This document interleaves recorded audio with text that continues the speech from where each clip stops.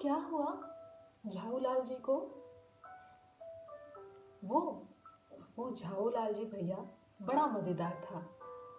लेकिन एक बात यह भी थी बाबूजी कि वैसे कैरेक्टर उसका बुरा नहीं था।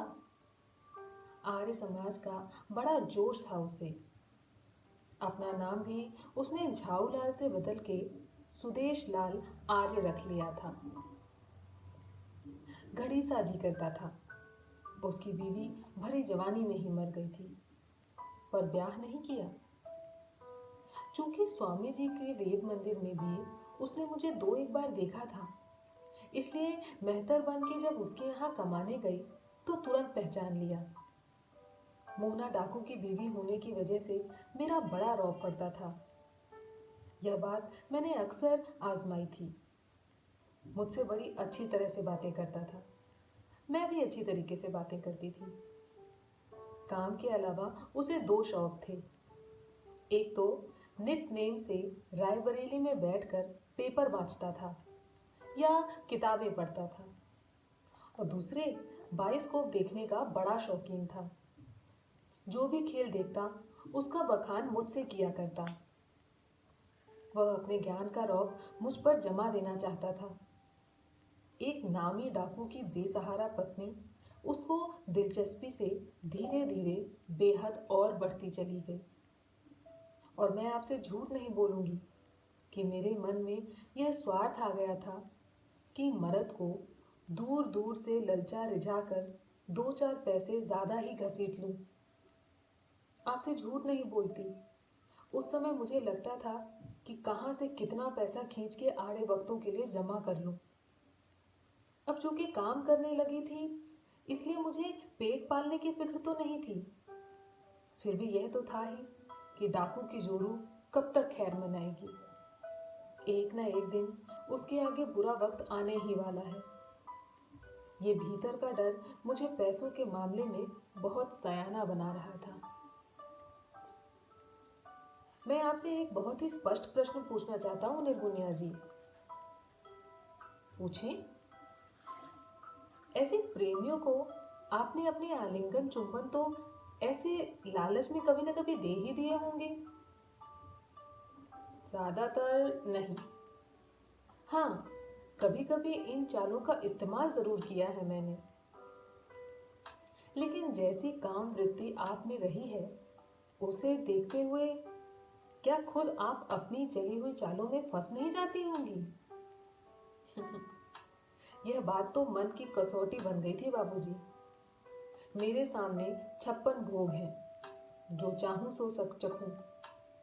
मगर एक बात ध्यान में रखिएगा कि जब नीयत ठीक होती है तो बड़ी से बड़ी लालच भी इंसान को डिगा नहीं पाती। जब जब मन की कमजोरियां जागी, तब तब एक सूरत, एक मूरत, मेरे मन में बसी सूरत मुझे अपने मन में रमा लेती थी। फिर दूसरे पर ध्यान ही नहीं जाता था। जागति जोत जपै निशिबासर, एक बिना मन एक न माने। मैंने शराबिन बुढ़िया को समाधि मुद्रा में देखा। सामने बैठी हुई निर्गुनिया मुझसे कोसों दूर थी। रीझी हुई दृष्टि कितनी चमक भरी, आनंद मग्न और ध्यानलीन होती है कि उसे देखने वाला स्वयं भी उससे प्रभावित हुए बिना बच नहीं पाता। मुझे ऐसा लगा कि जो मैंने सामने देख रहा हूं वह मेरे अंतर की ही प्रतिछवि है। भाव में कोई दूसरापन नहीं होता। जहां देखो एक लगता है। गाढ़ी होते होते भावुकता खरा यथार्थ बन जाती है। कुछ देर बाद जब उनका ध्यान भंग हुआ, मेरी ओर देख के मुस्कुराई। फिर अपना गिलास हाथ में उठाया। कहा, 70-72 की उम्र हुई। अपना होश संभाले हुए भी मुझे अब 60-65 बरस हो गए हैं बाबूजी। न जाने कितनी मूर्तें हैं, कितनी बातें। अपनी एक पूरी जिंदगानी में आदमी कितना कुछ देख देख डालता है। कितनी कितनी चाहते हैं, कैसे कैसे अरमान उसे अपने साथ लपेटते हैं। मैंने ये चाहा, वो चाहा, इससे घृणा हुई, उस पर क्रोध आया, इससे दुख हुआ, उससे सुख हुआ। एक पूरी चकर घिन्नी है। लट्टू फेंकिए, थोड़ी देर आगे पीछे एक दायरा बनाकर नाचता है और नाचते नाचते थक कर लुढ़क पड़ता है कि अब नाचियो बहुत गोपाल, काम क्रोध को पहिर लो चोला, कंठ विषय की माल, अब मैं नाचियो बहुत गोपाल, अब नाचियो बहुत गोपाल। हाँ, अब नाचियो बहुत गोपाल। मैंने भी अपनी जिंदगी में तरह तरह के पापड़ बेले हैं निर्गुणिया जी। फिर भी ये मानता हूँ कि आपकी जीवन कथा ने मुझे हिमालय के गौरी शंकर शिखर से लाकर समुद्र तल की धरती तक के दर्शन करा दिए। अद्भुत लगता है कि मुझे आपके मुख से संस्कृत के श्लोक, सूर, तुलसी, नानक आदि संतों की पंक्तियां और उसके साथ ही साथ बेखटक बेझिझक मुंह से निकलने वाली अश्लील गालियां।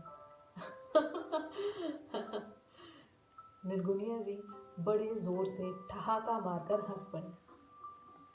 फिर कहा, आपने बड़ी उम्दा बात कही बाबूजी, लेकिन इस बात में चमत्कार ही चमत्कार भरे हैं। अरे कमल और कीचड़ साथ ही साथ तो रहते हैं। सवेरा रात के ही गर्भ से पैदा होता है और रात सवेरे के गर्भ से। बोलिए भला किसको किसकी माँ कहें और किसको किसका बेटा? दही मथिए तो मक्खन बन जाएगा, दूध से घी तो एक ही शक्ल का है बाबूजी, एक ही मोहन है। वही साला हम सबको तरह तरह से नचाता है। बड़ा हरामी है मेरा मोहन। आंखें फिर टकटकी में लटक गई। उनके ध्यान को गति देने के लिए मैंने अपनी बात मोड़ दी। पूछा, वो डॉक्टर एंडरसन की बात जो अधूरी रह गई थी, वो निर्गुनिया जी? अरे वो मेरा साहब, कुछ नहीं, वह तो मेरे मोहन की ही मुरली था बाबूजी। मैं उसकी सुरीली तान में बंध गई थी। नादान उम्र, तन की तलब थोड़ी देर के लिए यही मान बैठी कि मोहन का सारा जादू मोहन की मुरली में है। उनकी बातें, उनकी मोहब्बत, उनकी एक एक अदा मेरे मन को यो मानिए कि नरक से उठा के सीधे बैकुंठ में पहुंचा देती थी। कुछ नहीं बाबूजी, साहब मेरे मन का एक भ्रम भर था, लेकिन कैसा प्यारा भ्रम। अल्लाह कसम आज भी उसके नाम पर चुम्मा उछालती हूँ।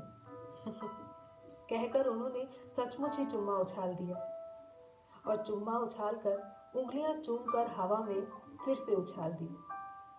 फिर उठ खड़ी हुई, बोली, अब इस वक्त ठर्रा नहीं पीऊंगी। साली मेरे पास 30-35 बरस पुरानी खरीदी जॉनी वॉकर विस्की है।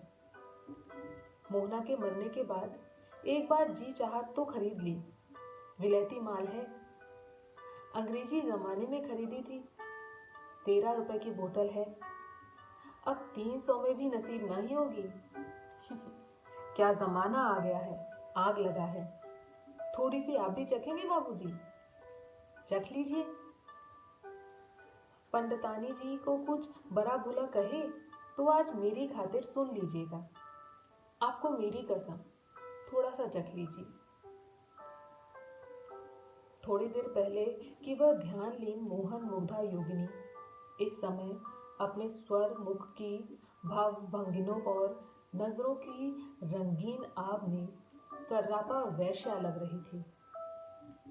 लग भर रही थी, वस्तुतः थी नहीं। जो चीज जैसी दिखलाई देती है कभी कभी वैसी होती नहीं। द्रौपदी के महल में जैसे दुर्योधन को थल की जगह जल और जल की जगह थल का भ्रम हो जाता था। जो भी हो, ऐसी पियक्कड़ जोगिन का दिया हुआ यह लालच मुझे भी लुभा गया। बोला, लाइए, आपकी बातों ने मुझे भी एक अजीब नशा दे दिया है। यह बाहरी नशा शायद उसे कुछ हल्का कर सके। तब फिर वे भाई ये कोरी कोरी तदीयम वस्तु गोविंदम से काम नहीं चलेगा। अब आपके लिए पराठे बनाऊंगी। नहीं नहीं, इस तमाशे में न पड़िए। सच कहता हूं, मेरा पेट भरा है। तो भी क्या हुआ, थोड़ा सा और भर लीजिएगा, मेरा मन हल्का हो जाएगा। देखिए निर्गुणिया जी, मुझे आपसे बातें करना जितना सुगध और ज्ञानप्रद लग रहा है कि अपने उस रस में यह आघात नहीं पहुंचाना चाहता हूं। घात वात कुछ नहीं, थोड़ी देर किचन में मेरे साथ बैठिए। अरे 4-5 पराठे बनाने में देर ही कितनी लगती है। निर्गुणिया जी मान भी जाइए, ये देसी दारू की करीब करीब 3/4 से ज्यादा बोतल आप ही पी चुकी थी। इसके ऊपर इतनी पुरानी विस्की पीने जा रही हैं। तो क्या हुआ, क्या मैं बहक जाऊंगी? अरे जो ताव दिखलाओगे बाबू, तो इसी नशे में कहो तो पूरी एक गली का मैला उठा जाऊं। वो औरत ही क्या जो कमबख्त अपनी ड्यूटी न बजा सके। वो चली, मैंने उनका रास्ता रोक लिया। कहा, मैं आपसे उम्र में छोटा अवश्य हूं, परंतु इस समय आपको मेरी आज्ञा माननी ही पड़ेगी।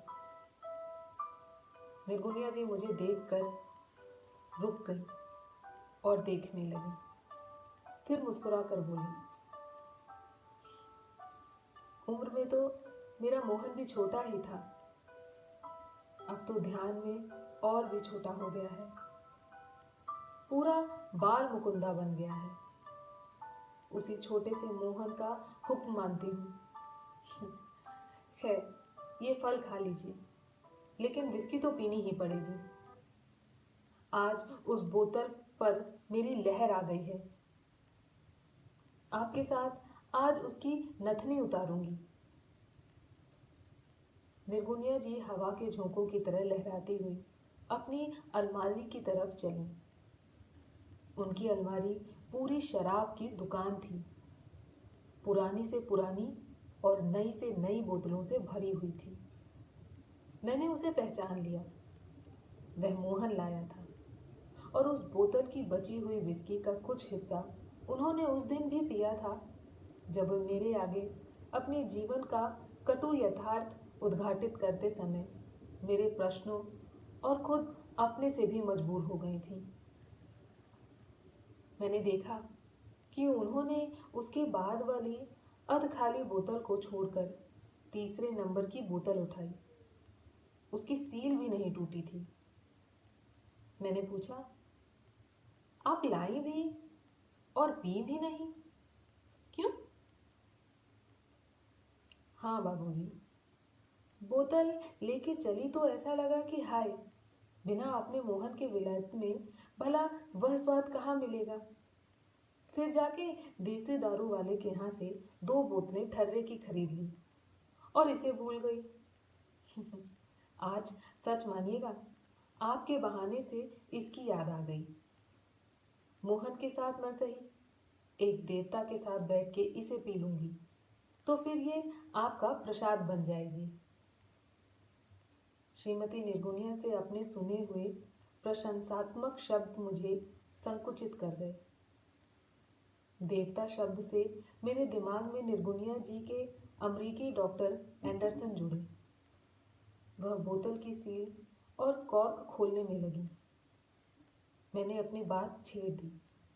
कहा, एंडरसन साहब का आपसे संबंध मोहन से पहले ही छूट गया था या मोहन के बाद? मोहन के मरने के लगभग 8-10 महीने बाद साहब मेरे शकुंतला को लेके लाहौर चले गए और फिर वहां से अमेरिका। निर्गुणिया जी गिलासों में ढाल रही थी। मैंने एकाएक मुफ्त प्रश्न पूछा, एंडरसन साहब के साथ आपने कभी सेज सुख नहीं लिया? नहीं। आलिंगन चुंबन? कुछ नहीं। बस हम लोग नजरों का खेल ही खेलते रहे। बड़ा शरीफ था मेरा साहब। सच पूछिए तो उसकी याद से ही लिपट कर मेरा मोहना मेरा बाल मुकुंदा बन गया। ये लीजिए, विश यू ऑल लक। हमारे गिलास टकराए, जाम पिए गए। बात फिर डॉक्टर एंडरसन से ही शुरू हुई। छेड़ने से वह सुनाने लगी। एक दिन हमारे मोहल्ले में शादी थी। मैं रोज के टाइम से पहले बंगले पर गई और साहब से कहा कि आज पढ़ने नहीं आऊंगी, मोहल्ले में शादी है। वे बच्चे की तरह से मचल पड़े कि हम भी शादी देखेंगे। मैंने भी कहा कि आपको ठीक समय पे बुलवा लूंगी। फिर उन्होंने आप लोगों के विवाह की रस्में देखी।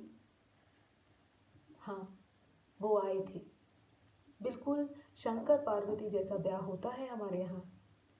लाल अंगिया, पीली चुनरी और सारे गहने फूल के बनते हैं। आपकी अमीरी और बड़े लोगों के हीरे जवाहरात हमारे उन फूलों के आगे अपनी कीमत खो बैठते हैं बाबूजी। ऐसा निखार आता है कि बस क्या कहूँ। मेरे साहब देख के बहुत खुश हो गए थे। उन्होंने अपनी तरफ से 100 रुपए भी दिए। इसकी प्रेजेंट ले लेना। लौटने लगे तो मैं उन्हीं की गाड़ी तक छोड़ने आई थी। मुझसे बोले, मैडम निर्गुण, तुम हमारे साथ शादी करने को राजी हो जाओ तो मैं अमेरिका में इसी ड्रेस में और इन्हीं गहनों में तुम्हें लेकर चर्च जाऊंगा। ब्राइड की इतनी लॉली ड्रेस देख के मेरे देश के औरत मर्द भी ललचा उठेंगे। उनकी बातें सुनकर बाबूजी मेरा भी ऐसा मन होने लगा कि मैं अमेरिका जाकर अपनी इस देसी ड्रेस से उनसे ब्याह कर लूं। मैंने बड़े अरमान, बड़े प्यार से उनकी बाह थाम कर उनका हाथ दबाया था। फिर अल्लाह मियाँ का करिश्मा हुआ। ब्याह के घर में नब्बू भैया ने आकर आवाज दी, मुझे पुकारा और निराले में ले जाकर धीरे से कहा, मोहन भैया आए हैं। रात के शो में तुम्हें बोलता बाइस्कोप दिखलाएंगे, जल्दी चलो।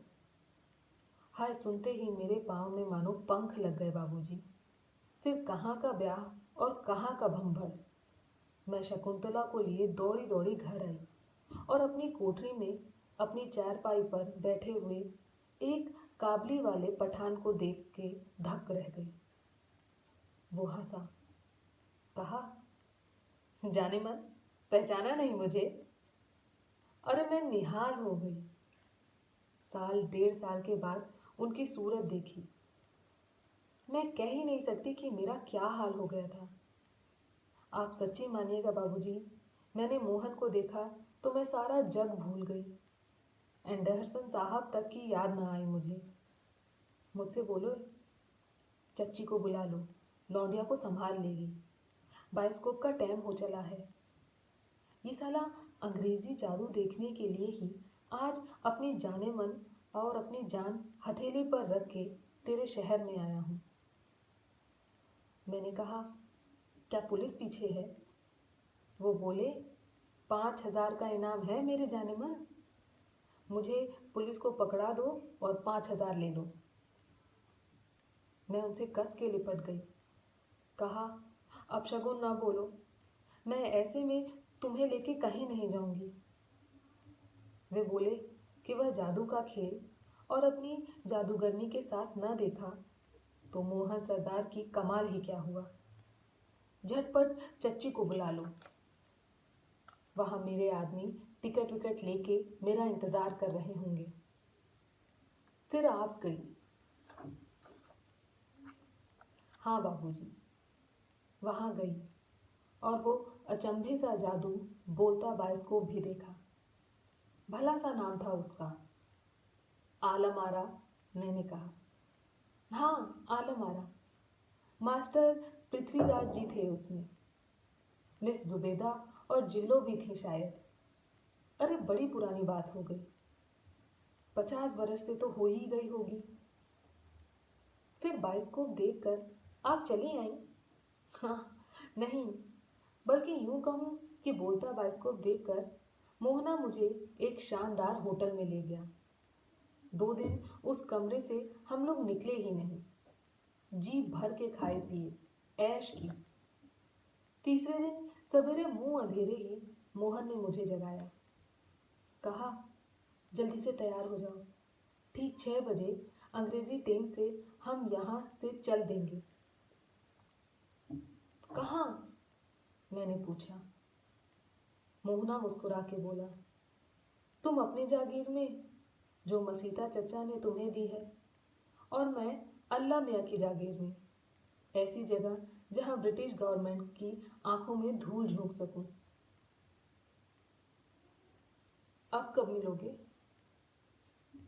अरे पहले निपटो, नहाओ, तैयार हो, रात भर तो मिलते रहे। न जाने क्यों मेरा मन अपने आप ही बुझ सा गया। बेजान सी काया लेकर पलंग से उठी। मोहन ने फिर घड़ी देखी और कहा, 10 मिनट में इंग्लैंड से आपको वापस आ जाना चाहिए। कहाँ से? इंग्लैंड। इंग्लैंड माने पखाना, जिसे हमारी बिरादरी की कमाई चलती है। देखा, यहाँ का इंग्लैंड जंजीर खींचो और पानी से तब तक सब कुछ बहा दिया जाए। जो ये सब जगह हो जाए तो फिर हमारे लोगों को ये जमाने भर की गंदगी नाक में पट्टी लपेट के क्यों ही ढोनी पड़ेगी। अच्छा जाओ जाओ, टाइम साधना। बिल्कुल जंडैली मिलिट्री हुकुम बाबूजी। सुनते ही डर के मारे मेरे बदन में फुर्ती आ गई और सब काम उनके दिए हुए मिनटों से पहले ही कर लिए।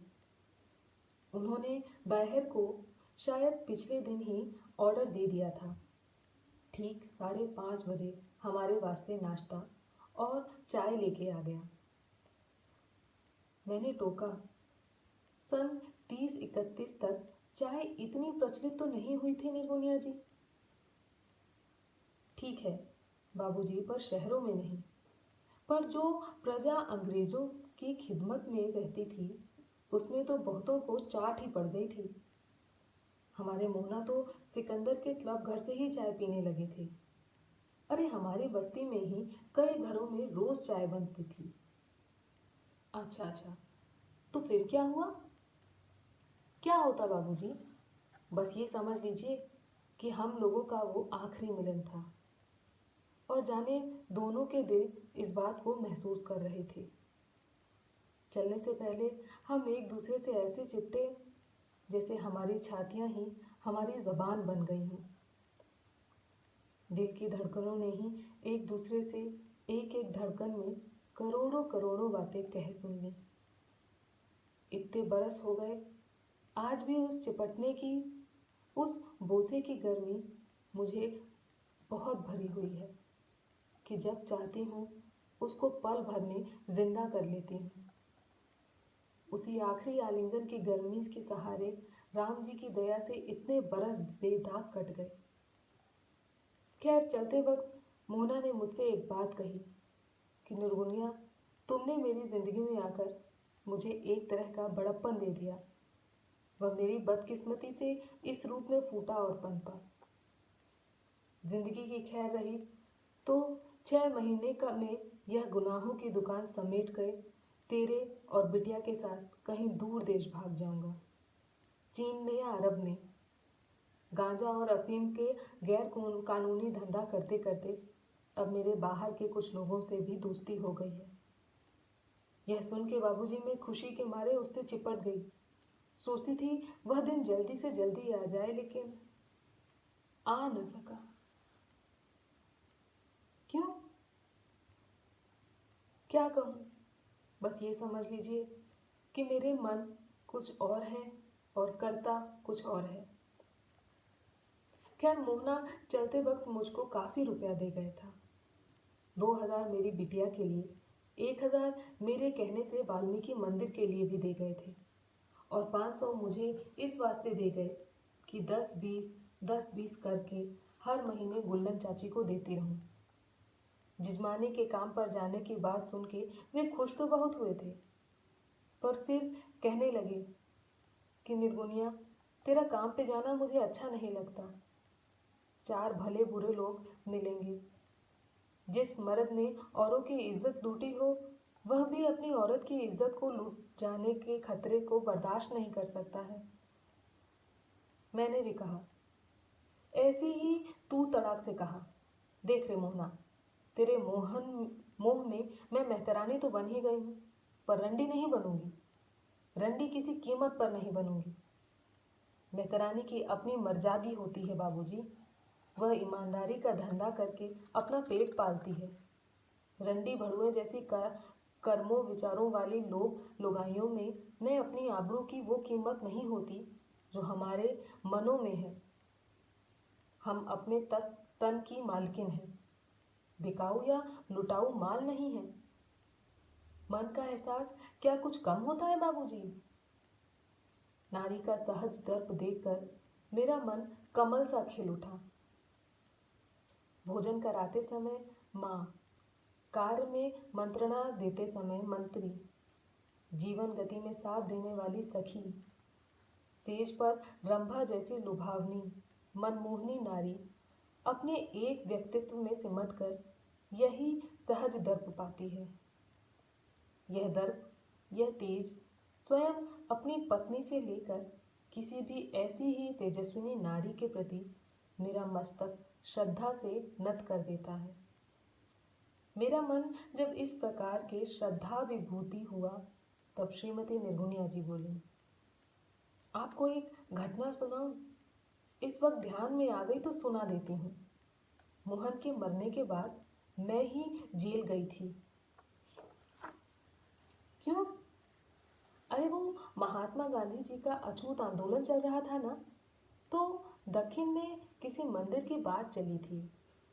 हमारे नब्बू भैया ने कहा कि भौजी वाल्मीकि मंदिर की तरफ से हम लोग भी कहे कि छावनी के बड़े ठाकुर द्वारे में हम लोग भी दर्शन करने जाएंगे। हमने कहा ठीक है, कह दो। फिर बड़ी दौड़ धूप हुई। वो हमारे पुराने जाने पहचाने कांग्रेस वकील साहब भी सब कांग्रेस मानों को साथ लेकर शामिल हो गए। कुछ मेहतरों को धमकियां दी गईं। वो डर के भाग गए। मुझे खबर लगी तो मैं भी जोश में चली गई। हालांकि मेरा 9वां महीना चल रहा था, तभी मुझे जेल भी हुई थी। मैंने कहा, निर्गुणिया जी, आपके जेल वाले अनुभव को सुनने से पहले मैं इस आंदोलन के विषय में कुछ सुनना चाहता हूँ, अगर आपको कुछ आपत्ति ना हो तो।